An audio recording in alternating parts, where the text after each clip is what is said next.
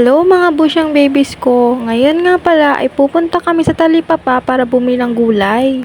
Nandito na nga pala kami at una kong nakita yung mga saging. Ang una ko nga palang kinuha ay itong talong dahil masarap talaga itong pang-umaga. Dalawang talong nga pala ang kukunin ko at yung pangalawa kong kinuha ay may sira. Pinalitan ko nga ng bago dahil may sira na.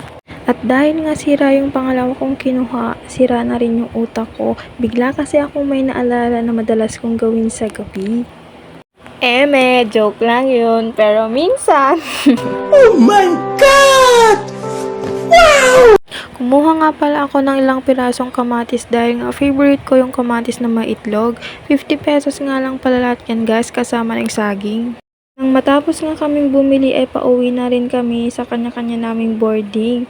Biglang may nakita itong kaklase ko na ice cream kaya sabi ko tara.